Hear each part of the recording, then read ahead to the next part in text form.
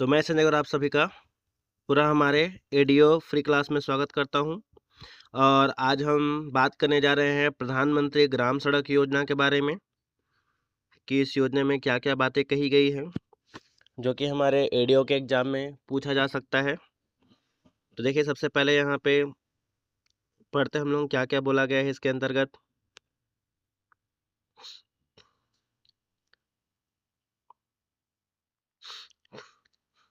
तो देखिए, यहाँ पे गांव की सामाजिक व आर्थिक उन्नति की कल्पना बिना अच्छी सड़कों के करना संभव नहीं है। कहने का मतलब है कि मान के चलिए किसी भी गांव का हम लोगों को सामाजिक और आर्थिक विकास करना है तो उसके लिए वहाँ पे सड़क होना अनिवार्य है। यदि सड़क नहीं होगा तो सभी सुख सुविधाएं वहाँ पे पहुँच ही नहीं पाएगी। तो इसलिए सर्वप्रथम कार्य क्या है? सड़कों से जोड़ना। इसके लिए आवश्यक है कि प्रत्येक गांव में 12 मासी सड़कों से जोड़ा जावे। 12 मासी कहने का मतलब 12 माह, पूरे जो एक साल में जो 12 माह होते हैं वो 12 माह वहाँ पे आवागमन हो, है ना, विभिन्न चीज़ें वहाँ पे पहुँच सकें। जैसे आज भी आप देखते हैं सुकमा बीजापुर जैसे जो नेक्स्ट एरिया है वहाँ पे सड़क को बनने से इसलिए रोका जाता है ना, ताकि वहाँ का विकास ना हो सके। क्योंकि सड़क बनेगा तो कहने का मतलब विकास की प्रक्रिया वहाँ भी प्रारंभ होगी, इसलिए। अतः भारत सरकार द्वारा 25/12/2000 को प्रधानमंत्री ग्राम सड़क योजना इस उद्देश्य के साथ प्रारंभ की गई कि सामान्य क्षेत्रों में 500 तथा आदिवासी क्षेत्र एवं आईपीएल जिलों में 250 या इससे अधिक आबादी की समस्त बिना जुड़ी हुई बसाहटों को अच्छी 12 मासी सड़कों से जोड़ा जाए। तो कहने का मतलब है कि सड़क योजना क्या है, यहाँ पे विभिन्न गांवों को सड़कों से जोड़ना है। इसको कब कब लागू किया गया? तो 25/12/2000 को, है ना, 25 दिसंबर 2000 को इसको आरंभ किया गया।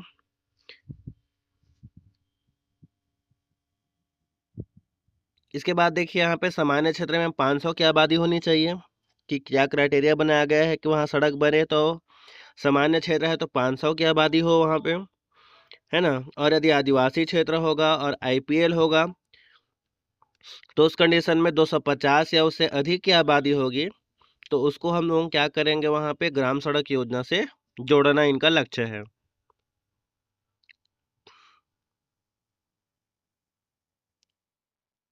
इसके बाद देखिए, यहाँ पे ग्रामीण विकास विभाग भारत सरकार नई दिल्ली द्वारा 9 अप्रैल 2014 को नक्सल प्रभावित 7 जिलों के लिए 29 विकास खंडों का चयन किया गया। देखिए, सर्वप्रथम चयन किसका किया गया है यहाँ पे? आपका नक्सल प्रभावित क्षेत्रों के लिए। और कितने जिलों का चयन किया गया है? 7 जिलों का। ठीक है। और कितनी जनसंख्या? 100 से 249 जनसंख्या वाले बसाहटों को 12 मासी सड़कों से जोड़ने की स्वीकृति प्राप्त हुई।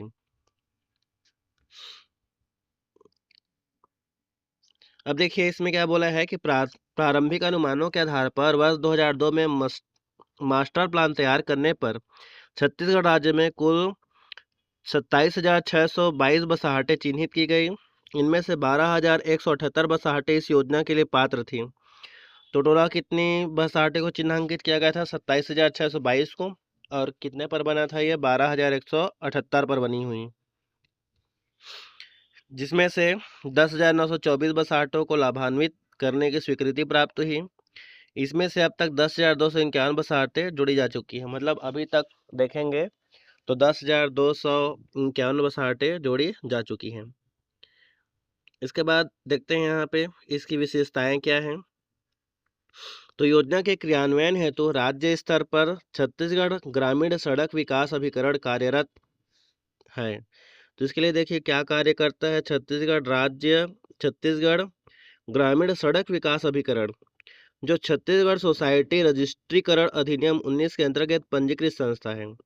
तो इस योजना को देखता कौन है यहाँ पे? तो इस योजना को देखता है छत्तीसगढ़ राज्य सड़क विकास अभिकरण। ये एक सेकेंड, ठीक है। तो इस योजना को कौन देखता है यहाँ पे? ये देखता है इसको, है ना। और किस अधिनियम के है? तो आपका रजिस्ट्री अधिनियम 19 के अंतर्गत आता है। इस अभिकरण के मुख्यालय प्रमुख मुख्य कार्यपालन अधिकारी एवं उनके अधीनस्थ 5 मुख्य अभियंता तथा अन्य अमला पदस्थ हैं। तो इसका जो मुख्य मुख्य कौन होता है आपका, यहाँ पे मुख्य कार्यपालन अधिकारी होता है और 5 मुख्य अभियंता होते हैं और बाकी अमला पदस्थ होते हैं।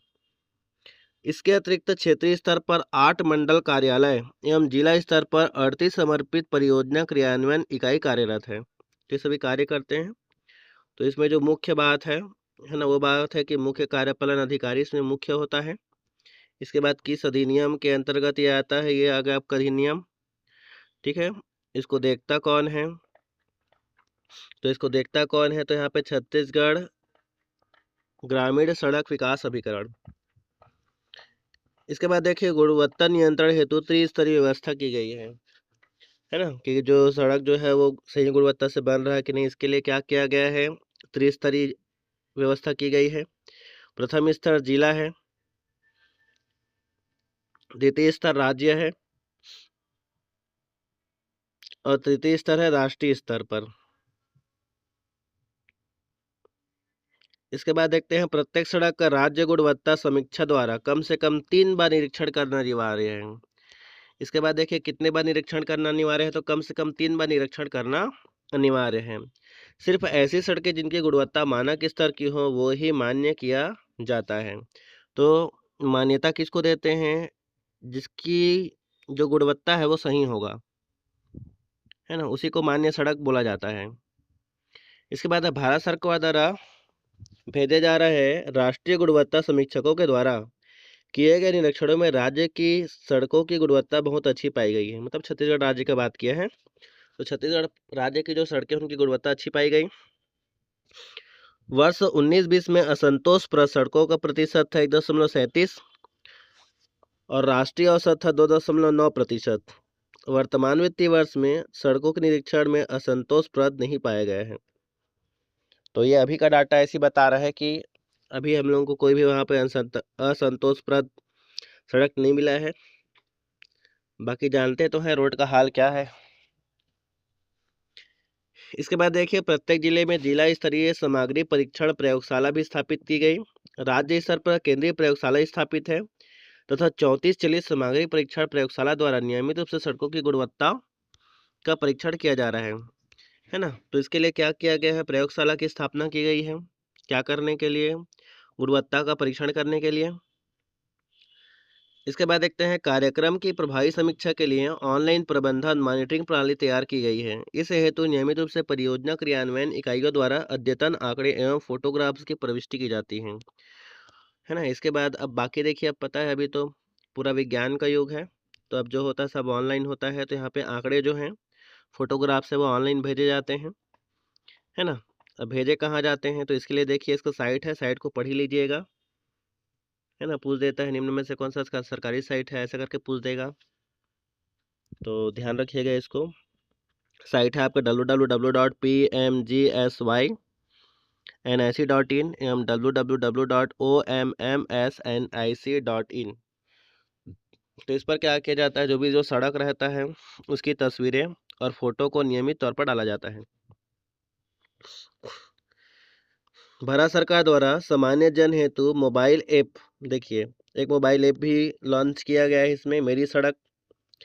तो पूछ सकता है कि मेरी सड़क क्या है, यहाँ पे तो आपको पता होना चाहिए कि मेरी सड़क एक मोबाइल ऐप है, ठीक है, जिसे 25 दिसंबर 2015 से प्रारंभ किया गया था, जिसमें योजना अंतर्गत सड़क के संबंध में शिकायत दर्ज कराई जा सकती है। आप भी इसको इंस्टॉल करके सड़क संबंधी शिकायतें कर सकते हैं। अब देखते हैं यहाँ पे प्रधानमंत्री ग्राम सड़क योजना के अंतर्गत प्राथमिकता का निर्धारण निम्नानुसार किया जाएगा। अब प्राथमिकता कैसे निर्धारित करते हैं कि कहाँ पे पहले बनेगा, कहाँ पे बाद में बनेगा। तो प्रथम प्राथमिकता सभी 1000 या उससे अधिक आबादी की बसाहटों और पहाड़ी क्षेत्रों की स्थिति में 500 या उससे अधिक आबादी की बसाहटों को 12मासी मार्ग से जोड़ने का कार्य है। तो सबसे पहले किसको देखेंगे, जहाँ 1000 की जनसंख्या निवास करती है वहाँ पहले सड़क बनेगा। और यदि वो पहाड़ी क्षेत्र है तो वहाँ 500 की बसाहट होनी चाहिए, 500 घर होने चाहिए वहाँ पे, तभी वहाँ पास क्या होगा, सड़क बनेगा। दूसरी प्राथमिकता क्या है, आप देखिए यहाँ पे 500 और 250 है। तो पहला क्या है आपका 1000 और 500 है, दूसरा क्या है आपका 500 और 250 है। 500 या उससे अधिक की आबादी की बसाहटों आदिवासी पहाड़ी इलाकों के लिए 250। ठीक, अब देखिए तीसरी है सभी मुख्य मार्गों का उन्नयन। तीसरी प्राथमिकता किसने है, जितने भी जो मार्ग बने हैं उनका क्या करना है, यहाँ पे उन्नयन करना। चौथी है सभी संपर्क मार्गों का उन्नयन, और जितने भी जो संपर्क मार्ग है जो एक दूसरे को जोड़ते हैं उनका भी क्या करना, उन्नयन करना। अब देखिए सड़कों की स्वीकृति की प्रक्रिया क्या है, कि जो सड़कें हैं वो कैसे स्वीकृत होता है। तो प्राथमिकता क्रम के निर्धारण के उपरांत परियोजना क्रियान्वयन इकाई द्वारा, देखिए यहाँ पे किसका गठन है, यहाँ पे एक परियोजना क्रियान्वयन इकाई है के द्वारा प्रस्ताव तैयार कर। तो देखिए प्रस्ताव कौन बनाता है, तो परियोजना क्रियान्वयन इकाई प्रस्ताव बनाता है। प्रस्ताव करने के बाद क्या करता है, जिला पंचायत के अनुमोदन के बाद, देखिए प्रस्ताव बनने के बाद वो कहाँ जाता है, जिला पंचायत के पास अनुमोदन के लिए जाता है। जिला पंचायत के अनुमोदन के बाद वो कहाँ जाता है, छत्तीसगढ़ ग्रामीण सड़क विकास अभिकरण के पास जाता है। छत्तीसगढ़ ग्रामीण विकास अभिकरण द्वारा प्रस्ताव का पुनरीक्षण किया जाता है, पुनः उसको देखा जाता है प्रस्ताव को। प्रस्ताव दिशा निर्देशों के अनुरूप होने पर राज्य स्तरीय स्थायी समिति से, अब देखिए इसके बाद कौन आ गया, स्थायी समिति। ठीक है, पहले कौन आया, परियोजना क्रियान्वयन इकाई। इसके बाद कौन है आपका, जिला पंचायत। इसके बाद क्या है आपका, ग्रामीण छत्तीसगढ़ ग्रामीण सड़क विकास अभिकरण। ठीक है, इसके बाद कौन है आया है आपका राज्य स्तरीय स्थायी समिति।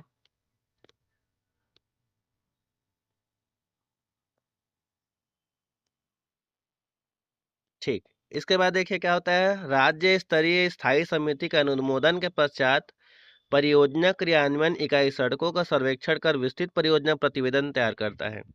तो जब उनको अनुमोदन मिल जाता है राज्य स्तरीय, तो जो परियोजना जो इकाई होती है जिसने क्या किया था, वो रिपोर्ट या ज्ञापन जो सौंपा था है ना, उसका पुनः सर्वेक्षण करता है, पुनः प्रतिवेदन तैयार करता है। इसके बाद राज्य तकनीकी एजेंसियों से अनुमोदन प्राप्त करता है। इसके बाद देखिए वो कहाँ जाता है, तकनीकी एजेंसी के पास जाता है।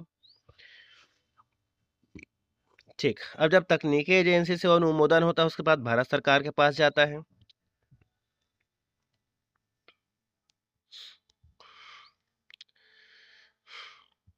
सड़कों की स्वीकृति प्राप्त होने पर छत्तीसगढ़ ग्रामीण सड़क विकास अभिकरण द्वारा ऑनलाइन निविदा आमंत्रित कर ठेकेदारों को नियुक्ति की जाती है। फिर अंत में क्या होता है यहाँ पे, है ना, उसके बाद निविदा निकाली जाती है कि यहाँ फलाना जगह में इतना इतने रुपए में क्या करना है, सड़क बनाना है। इसके लिए ठेकेदारों से क्या किया जाता है, यहाँ पे ऑनलाइन आवेदन मंगाए जाते हैं। तो इस प्रकार का इसका क्रम है। ठीक है, क्योंकि आपको ध्यान रखना है कि आपको ज़्यादा से ज़्यादा नॉलेज इकट्ठा करना है, क्योंकि व्यापम में पूरे कूट वाले प्रश्न होंगे जो कि आपके दिमाग को हिला देंगे। तो इसीलिए आप ध्यान रखिए कि ज़्यादा से ज़्यादा आप किसी भी चीज़ को पढ़ रहे हैं तो आप अच्छे से उसके बारे में पढ़िए, सभी जानकारियाँ जुटाइए। जितनी जानकारी ज़्यादा से ज़्यादा आप रखेंगे उतना ही बेनिफिट आपको एग्जाम में पास होने में मिलेगा। और यदि आपको लगेगा कि मैं सन को याद करके चला जाऊंगा निकल जाएगा, तो नहीं निकलने वाला, क्योंकि वो पहले वाला जमाना गया है जिसमें सिंपल सिंपल पूछता था। अब तो ऐसा कुट वाला प्रश्न पूछता है कि कितना भी पढ़ के जाओगे तो भी नहीं बनता है। तो इसीलिए आपको ज़्यादा से ज़्यादा पढ़ना है, आपको जानकारी एकत्रित करना है। ठीक, बाकी तो मैं हूँ ही आप लोगों को जानकारी देने के लिए। अब आगे बढ़ते हैं हम लोग यहाँ। इसके बाद देखिए PMGSY के अंतर्गत स्वीकृत एवं पूर्ण हो चुके सड़कों में से 10 वर्ष की समयावधि पूर्ण होने के पश्चात सड़कों के उन्नयन हेतु पात्रता दी गई है। ठीक है, तो जब सड़क बन जाता है और सड़क को 10 वर्ष पूर्ण हो जाते हैं उसके बाद ही उसका उन्नयन हेतु पात्रता दिया जाता है। उन्नयन कहने का मतलब रिकंस्ट्रक्शन, कहीं पर टूट फूट हो जाता है, इस प्रकार का। इसके अंतर्गत राज्यों को 5.5 मीटर चौड़ाई की सड़कों के निर्माण हेतु 2248 किलोमीटर लंबाई का लक्ष्य भारत सरकार से प्राप्त हुआ था, जिसकी 100% स्वीकृति प्राप्त हो चुकी है। ठीक है, तो देखिए एक सड़क का इनको उन्नयन के लिए प्राप्त हुआ था जो कि 5.5 मीटर चौड़ी थी और 2248 लंबी थी, है ना। उसकी स्वीकृति प्राप्त हो गई थी, क्या करने के लिए, उन्नयन करने के लिए।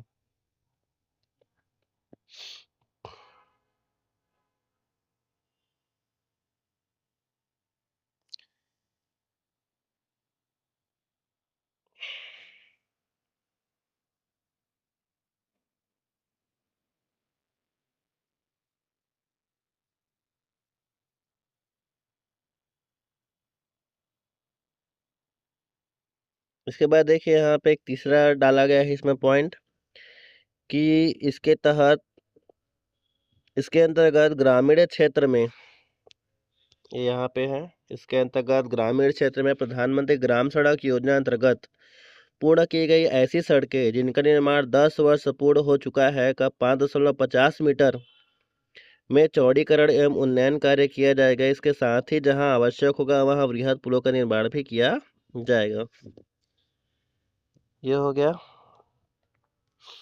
इसके बाद इस योजना के तहत प्रस्तावित सड़कों की प्राथमिकता निर्धारण करने के लिए सड़क में स्थित पसाहटों में उपलब्ध सुविधाओं, मंडी, धान केंद्र, स्वास्थ्य केंद्र, कॉलेज, स्कूल आदि के लिए यूटिलिटी वैल्यू निर्धारित की गई है। अतः प्रति किलोमीटर यूटिलिटी वैल्यू की सड़कों का अंकों के आधार पर वरीयता क्रम में चयन किया गया है।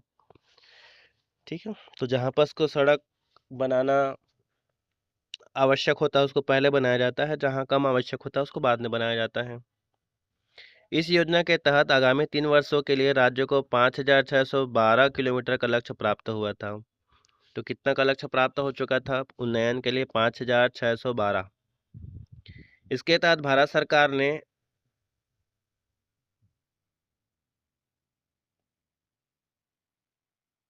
वर्ष 19-20 और 20-21 में 535 सड़क लंबाई 5,612 किलोमीटर एवं 28 वृहद पुल, इस प्रकार कुल लागत 3428 करोड़ की स्वीकृति प्राप्त हो चुकी है। तो देखिए इतनी स्वीकृति प्राप्त हो चुकी है, 3428 करोड़।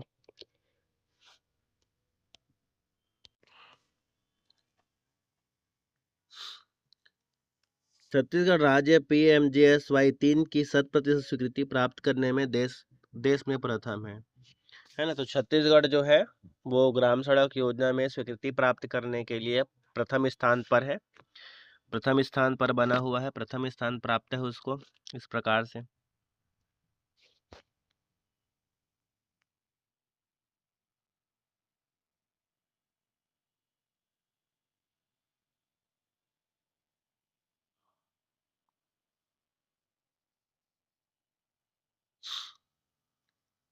चलिए अब हम देखते हैं योजना अंतर्गत निर्मित सड़कों का रखरखाव की व्यवस्था। तो योजना अंतर्गत निर्मित सड़कों का रखरखाव 5 वर्ष तक निर्माण हेतु अनुबंधित ठेकेदार द्वारा किया जाता है। ठीक है, तो जो वहाँ पर जो उसका रखरखाव होता है वो किसके द्वारा किया जाता है? ठेके द्वारा ही किया जाता है। 5 वर्ष रखरखाव की अवधि समाप्त होने के उपरांत छत्तीसगढ़ राज्य सड़क विकास अभिकरण द्वारा उक्त सड़कों का रखरखाव किया जाता है। तो प्रथम 5 वर्ष में ठेकेदार रखरखाव करता है। इसके बाद जो ग्राम सड़क विकास प्राधिकरण अभिकरण जो होता है वो उसका रखरखाव करता है। ग्रामीण विकास मंत्रालय भारत सरकार नई दिल्ली द्वारा प्रधानमंत्री ग्राम सड़क योजना के तहत निर्मित ग्रामीण सड़कों के रखरखाव के लिए ई गवर्नेंस लागू किया गया है। देखिए इसके लिए कौन सी योजना बनाई गई है? ई गवर्नेंस, जिसके अंतर्गत छत्तीसगढ़ राज्य में ई मार्ग प्रणाली प्रारंभ की गई है, जिसमें संधारण की सड़कों का ई मार्ग के माध्यम से रखरखाव एवं भुगतान संबंधी प्रक्रिया अपनाई जाती है। ठीक है, तो जो रखरखाव किया जाता है और भुगतान किया जाता है वो किसके माध्यम से किया जाता है? ई मार्ग के अंतर्गत, जो कि संधारण हेतु प्रबंधन निगरानी के लिए एक मानकीकृत पारदर्शी उन्मुख प्रणाली है, ताकि इसमें पारदर्शिता बनी रहे। प्रधानमंत्री ग्राम सड़क योजना अब तक 7,334 सड़कें लंबाई 33,937 किलोमीटर पूर्ण है, जिसमें नियमित संधारण के तहत 1,528 सड़कें लंबाई 7,233 किलोमीटर है एवं 5 वर्ष संधारण अवधि पश्चात नवीनीकरण हेतु कुल पात्र सड़कें 5,806 लंबाई है 26,704। इनमें से 126 सड़कें लंबाई 1,027 किलोमीटर MDR के रूप में लोक निर्माण विभाग को हस्तांतरित की जा चुकी है। यहाँ पे और भी डिटेल दिया हुआ है, बाकी आप ये डिटेल लोगों को छोड़ सकते हैं, इधर के डिटेल लोगों को, बाकी इधर का तो पढ़ना ही है आपको। ठीक है, अब इधर जानकारियाँ दी हुई है जो हमारे लिए अभी तो यूज़फुल नहीं है हाल फिलहाल के लिए। ठीक है, अब मिलते हैं हम लोग अगली वीडियो में लिए, तब तक के लिए बाय बाय।